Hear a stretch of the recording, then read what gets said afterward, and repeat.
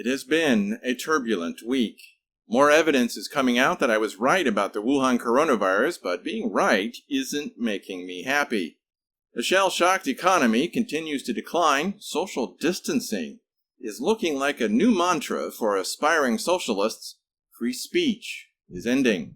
Riots have broken out over the police killing of George Floyd, and the riots look bad. Obamagate seems to be turning more serious, and the Democrats still want to steal the 2020 election. And last but not least, I finished my first installment of my next series, Where We Go From Here, Part 1, The Crisis of Financial Confidence. It's going to be a bumpy ride, kids. Welcome to the ShockCast. I'm John Little, recording on a warm Tainan evening on Saturday, May 30th, 2020. Before going on, hit subscribe and click that bell to receive a notification when the next ShockCast happens. And if you like what you hear, hit that like button. All of that really helps get visibility for Omega Shock and the ShockCast, and if you didn't like it, well, you know what to do. And if you want to help keep Omega Shock alive with a donation, there's a link below that will help you do that. And I am deeply, from the heart, grateful for all the prayers and donations that have come in. You are keeping Omega Shock alive, and I am thankful. Also, subscribe to the Shock Letter and receive my articles in your inbox at theshockletter.com. You can also find my posts on Facebook and Twitter. I have 2 books that you can read for free. They are called When Jacob Returns and Ezekiel's Fire. You can find links for all of that below. Now let's get back to today's topic. The Weekend ShockCast for May 30th, 2020.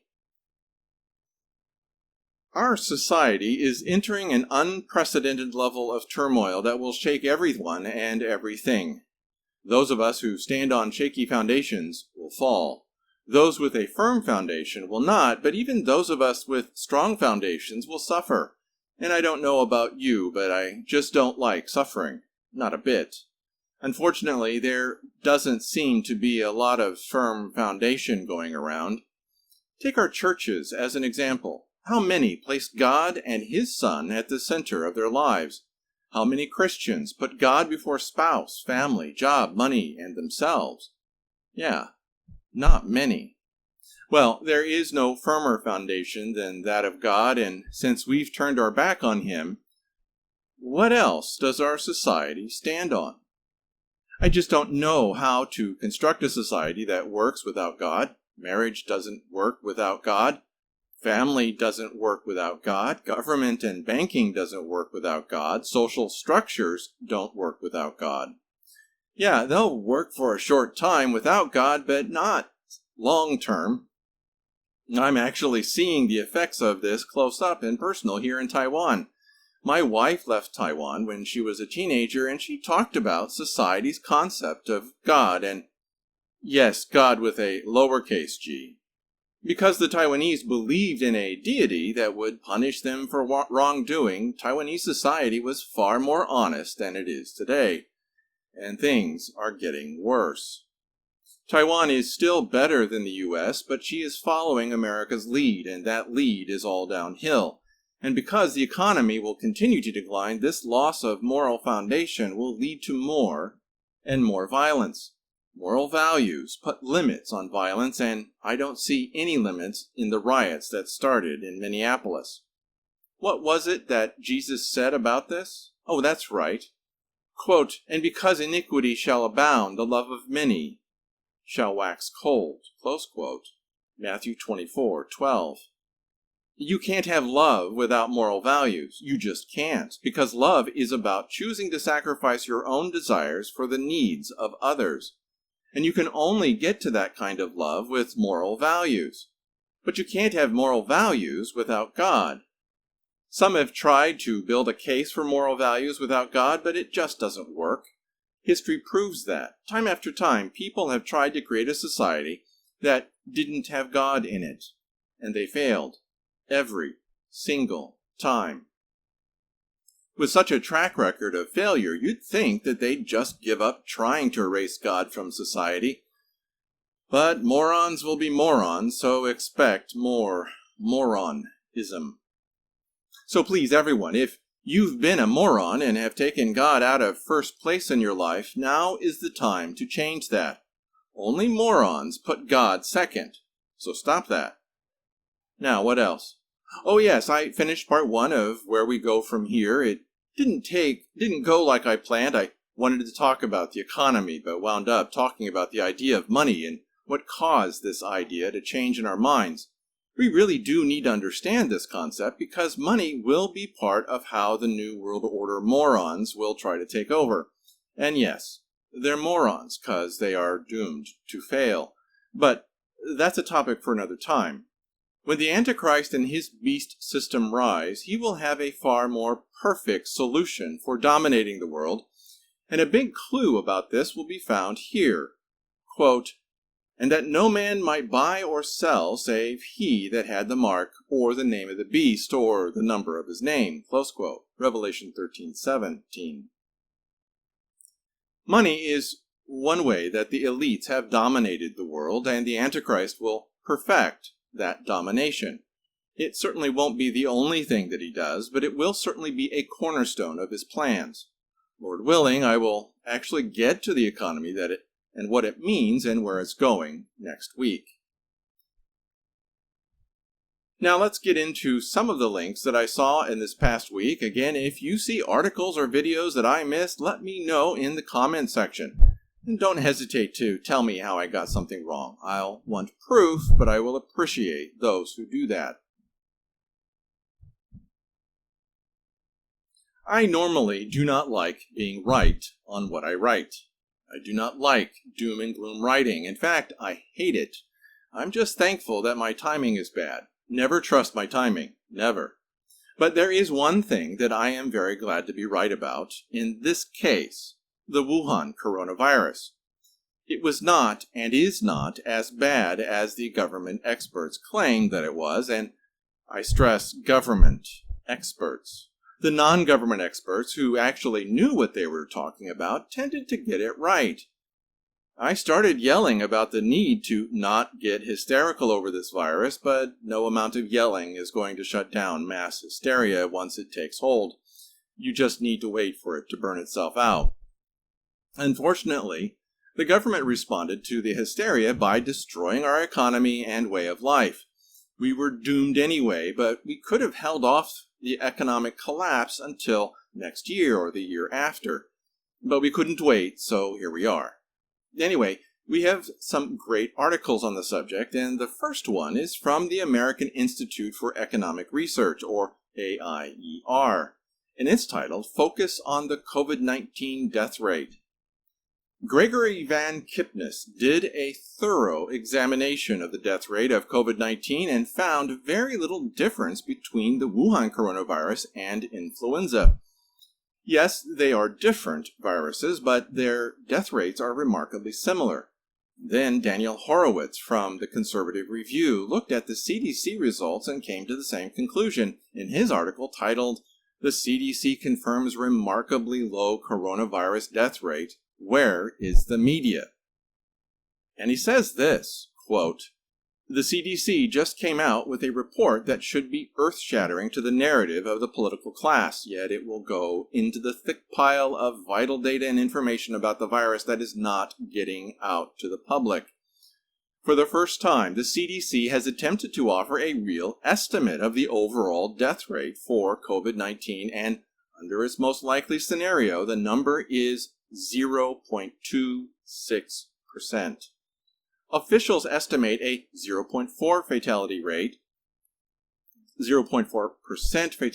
among those who are symptomatic and project a 35% rate of asymptomatic cases among those infected, which drops the overall infection fatality rate, or IFR, to just 0.26%. Almost exactly where Stanford researchers pegged it a month ago. I'm sorry, I'm getting upset. For this, we destroyed the economy and destroyed the lives of hundreds of millions of people. For all the years that I've been writing about the eventual collapse of our economy and civilization, I never expected, this is me talking here, the world to end in such a shameful and stupid way. We are such morons. But there's more, this time from 21st Century Wire, from the article titled 81% of coronavirus deaths are in nursing homes from Canada. That should tell us something, but it won't. At least it won't mean anything to our dear leaders. Did you know that the governor of New York actually demanded that those residents suffering with COVID-19 be allowed to return to their nursing homes? His chances for becoming president in the upcoming election just went to zero. How disgusting. Then I'm even more disgusted by how my favorite place on the planet, Israel, handled this pandemic. And I'm not the only one. In this article, Dr. Yoram Lass, who was Israel's Minister of Health between 1992 and 1996 for the Labor Party, is thoroughly disgusted by how this was handled. In the article titled, "Nothing Can Justify This Destruction of People's Lives," and it's from an article on Spiked. I'm astounded that a Labor Party politician and physician and scientist could be so logical. There aren't very many Israeli politicians that I like, and now there's another one, Yoram Lass. Who knew? And then, let's not forget the psychological toll that all of this has had and will have on people. Michael Snyder talks about this on his website, End of the American Dream, titled, "The High Cost of Locking Down America. We've seen a year's worth of suicide attempts in the last 4 weeks." If I didn't have faith in God, I would probably want to commit suicide myself if my life was as completely destroyed as theirs. We're talking about the complete destruction of hopes and dreams for hundreds of millions of people in America. And far too many of them do not see how they'll be able to recover from what has happened to them. The death of hope is a killer, especially when all that you have to look forward to is never-ending misery. Then Dr. Klaji Burgu adds to what Michael Snyder says in his own article on Mises Wire. The title is 3 Ways Lockdowns Are Costing Human Lives. There are 3 ways that this insane lockdown is killing people. Deaths of despair, deaths due to lack of preventive care, deaths because of hunger and malnourishment.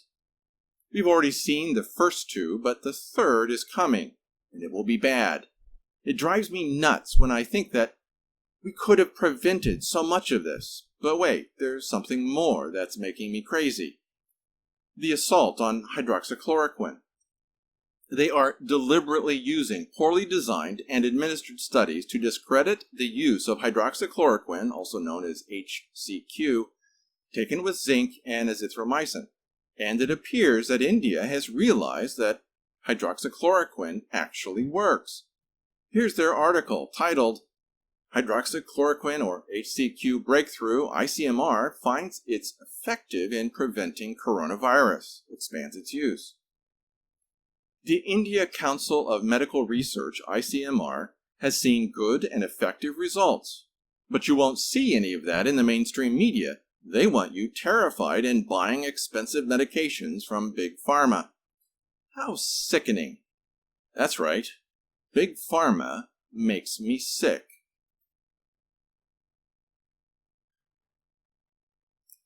Then if you saw my post on the crisis of financial confidence, you'll know that our idea of money is in crisis, a crisis of confidence. You don't see it right now because these things get started slowly before accelerating, but it's there.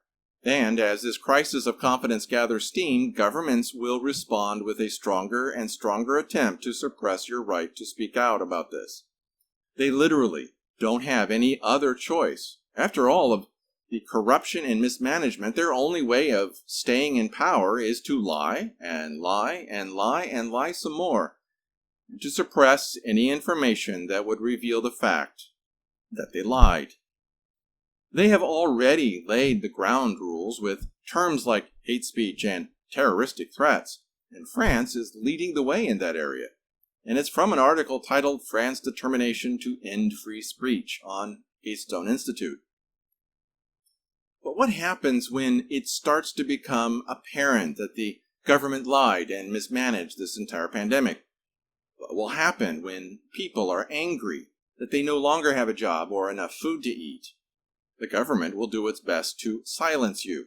You will not be allowed to speak. You just won't. And they will enlist the help and assistance of the high-tech companies in social media to make sure that your voice is never heard.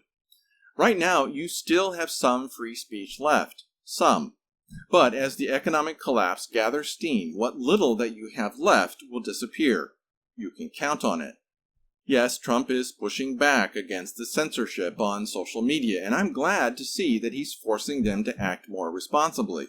He's focusing on Twitter, but it's a big problem everywhere in the mainstream social media.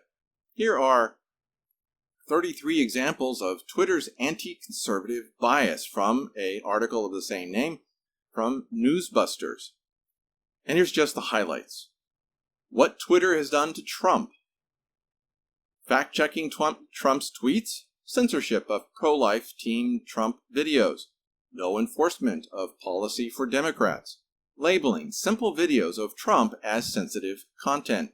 Removing Trump's Twitter account. President Trump's personal Twitter account had disappeared in 2017 for 11 minutes.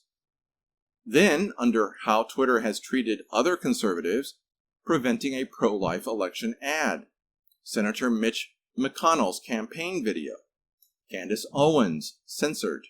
Trump's attorney censored.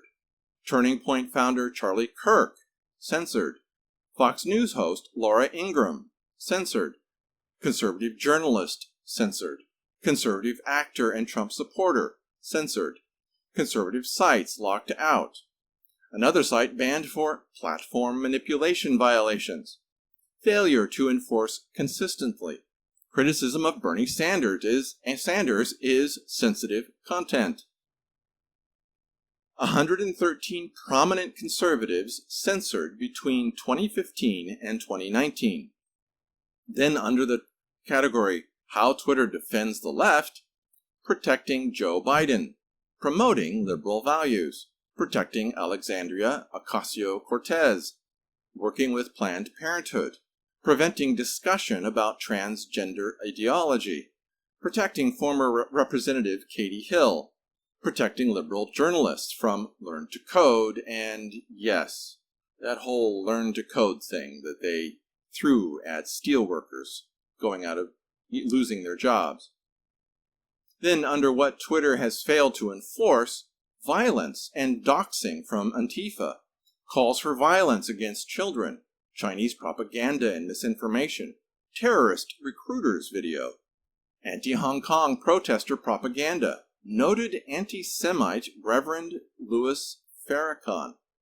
China's accusations against the U.S. go unchecked.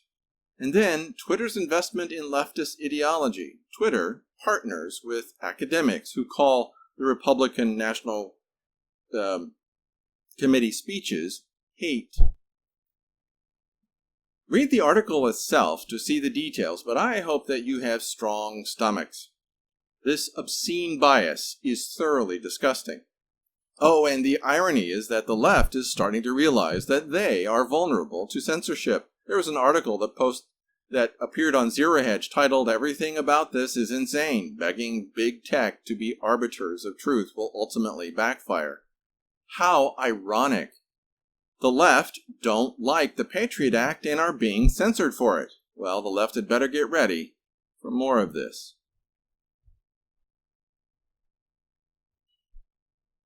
Then there are 3 important articles from Martin Armstrong. Of all the posts that Martin Armstrong made this past week, there were 3 that stood out.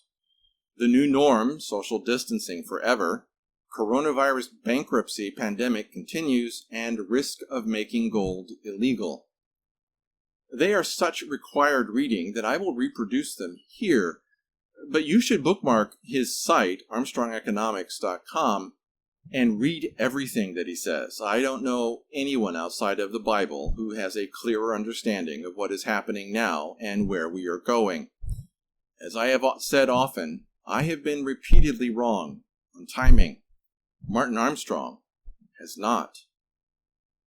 Again, you ignore Martin Armstrong at your peril. Now, in his article, The New Norm, Social Distancing Forever, I'm going to quote him completely here, in discussions behind the curtain, it appears that there is also a hidden agenda to embrace Bill Gates' virus for the purpose of suppressing our freedom. Side note, by the way, Martin Armstrong does have contacts that you and I will never have. Continuing, the Marxist socialist model that took over the world, beginning with the progressive era at the turn of the 19th century, is collapsing. The unfunded liabilities and the perpetual model of borrowing with no intention of paying anything back are coming to an end. It appears that there are people who foresee civil unrest becoming the real new norm as people realize that all the promises cannot be fulfilled. The high-tech companies are rushing to get into the new market of social distancing apps, which the governments are covertly supporting as they did with cryptocurrencies to get people accustomed to surrendering all freedom. There is a deep-seated suspicion rising against Bill Gates where 40% of Republicans believe he is using the virus to implant tracking devices in the population, as he has done in India. Meanwhile, we have government fining people €1,000 for breaking social distancing regulations by taking a walk. The exploitation of this virus is transforming society into a prison camp, and is no different from what I personally saw when I went behind the Berlin Wall before it fell. We have an onslaught of free speech as YouTube has now removed. Onslaught on free speech as YouTube has now removed Michael Moore's documentary, Planet of the Humans, on the fallacy of climate change. YouTube claimed the video violated a copyright infringement made by the British activist Toby Smith, who just wants any dissent suppressed, and is against free speech when it disagrees with him. We know there is a civil war coming when people try to suppress free speech. That is always the end result of left-wing tactics. There is also consideration behind the curtain in Europe to prevent capital flight from the euro to the dollar. Europe may now default on all outstanding debt, converting it to perpetual bonds that will never need to be redeemed and only pay artificially low interest rates forever. They're also looking at making gold illegal, as was the case under Roosevelt in 1933. Anyone who thinks that politicians are actually representing them must still believe in Santa Claus. Within 30 days of issuing gold-backed bonds, which were sold in small denominations to the public, the Congress, with a stroke of a pen, repudiated the terms of the bonds. Suddenly, gold was now illegal. The bonds you just bought, assuming they were secure against inflation, were suddenly devalued. Anyone who thinks Europe will not do the same when they have zero chances remaining on the table is simply delusional. The new norm is directed at preventing an uprising. They could care less about some pretend virus with a death rate of less than 2%. This is the marked excuse, and the mainstream media is there to sell the new norm, which is rapidly taking shape as the old East German system of divide and conquer. Even our children will no longer be allowed to play together at school. Everything is being reshaped into something much more like a concentration camp, as we are denied the right to free speech. Welcome to the real battleground for the 2020 election. This is going to get very ugly. We have Joe Biden calling Trump a fool because he does not see masks as effective. Of course, CNN fact-checks only Trump, but they never check Biden. Fact-checking itself is becoming just propaganda relabeled. There is little doubt that face masks will not protect people, for they are touching all sorts of things. There were even 2 studies on face masks. One study examined the effect of masks on seasonal coronavirus, which caused many cases of the common cold, and found that surgical masks are helpful at reducing how much of a virus a sick person spreads. The other looked particularly at SARS-CoV-2 and found no effect of either surgical or fabric masks on reducing virus spread, but only had 4 participants and used a crude measure of virus spread. Then, in his other article, Coronavirus Bankruptcy Pandemic Continues, Armstrong writes, Hertz has now joined the ranks of filing for bankruptcy as this lockdown has caused car rentals to crash to virtually zero. Of course, climate change activists, led by Bill Gates, are celebrating. They cheer every bankruptcy. They have managed to create with the absurd lockdowns where the first time in history you quarantine the entire population rather than just those who are sick. The total economic destruction, we have said, is about 30 trillion in businesses. If we add real estate, which cannot be sold, that is most likely 35 to 45 trillion. Then add on top of that the coming wave of sovereign bond defaults, which will include emerging markets that have witnessed their exports collapse. Global sorry, this is a family show. Global GDP is about 90 trillion. The global bond market is about 100 trillion. Commercial real estate is worth about 32 trillion and agricultural real estate about 27 trillion. Total residential real estate is about 170 trillion at the end of 2019.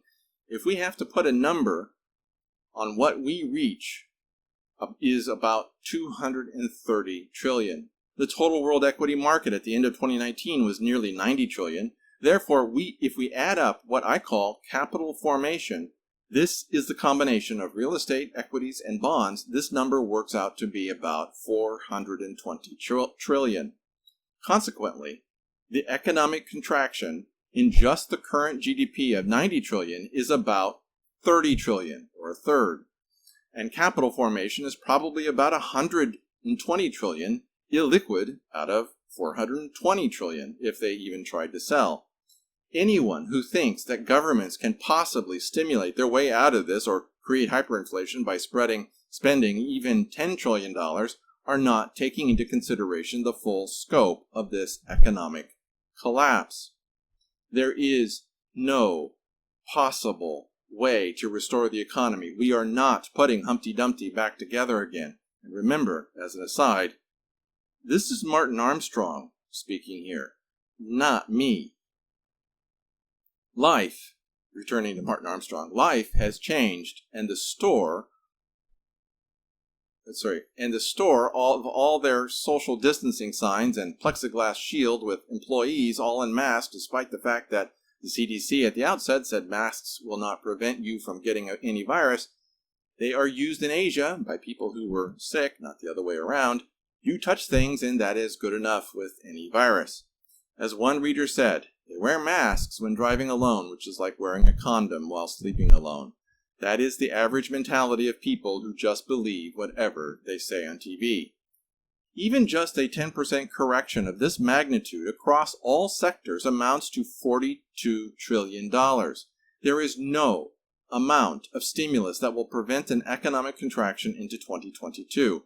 This will be a stagflationary trend because this insane lockdown has also seriously reduced the world's capacity to produce food. Food prices overall are rising faster than anyone realized. The increase last year was only 1%, whereas this year, the increase is touching 3% in just 3 weeks. This is the direct result of the destruction of the capacity to produce food, which will threaten a rising famine over the next 2 years as well. I hope you pay attention to that. The next article, and last article on our list from Martin Armstrong, is Risk of Making Gold Illegal. We must understand one thing, again, from Martin Armstrong. This is an absolutely all-out major assault upon capitalism being led by the socialists in union with the Climate Change and Gates Foundation, which has also been pushing the democratization of paper money. This means they're not about to allow any alternative to their agenda. This goes beyond the massive voter fraud we see coming for the 2020 election in the USA. As mentioned, Pelosi has snuck in the creation of a digital dollar, which Trump removed. They are out to remove Trump for their socialist climate change agenda, and Bill Gates will create a tracking system as he openly admits the government will know where you are at all times. They are out to eliminate what they consider the black economy. Look at places like Australia, which have embraced Bill Gates. He just donated $10 million to launch a vaccine in Australia. They have made it a criminal act to even pat with $10,000 or more in cash in Europe, it should come as no surprise that people are buying gold against the euro democratization, which is only coming for that is the only way out for the ECB, which is trapped in this insane negative interest rate position. It was Bill Gates that advised India to cancel its currency. Gates has used India, and by the way, I was wondering about where they got that. Anyway, and it was Gates has used India and Africa as his guinea pig for his vaccines and his new green world order. Bill Gates already has 1 billion Indians already tagged biologically. They can be tracked even if they move. He is hell-bent on tracking every person on the planet. What's next? Permits to have children? The European Union authorities will attempt at some point to demonetize gold, making it illegal to own as a private individual, similar to that of what Roosevelt did in 1934 to Americans. They will do this to remove any path of resistance to their socialistic agenda. Close quote. And those are the 3 articles that I picked out for Martin Armstrong. Sorry about any stilted and clumsy rendition of his writing. He does write a little differently than I do. But please pay attention to what he says. This is serious. Well, that's it for this ShockCast. If you appreciated this video, hit like. Then hit subscribe and that little bell. Also, leave a comment. I look forward to seeing what you have to say about what was said here. Your input is truly welcome. And again, if you want to help keep Omega Shock and the ShockCast alive, there's a link below that can help you do that. You can also get my articles and updates in your inbox through the Shock Letter at theshockletter.com. And read my books for free, When Jacob Returns and Ezekiel's Fire. They just might save your life.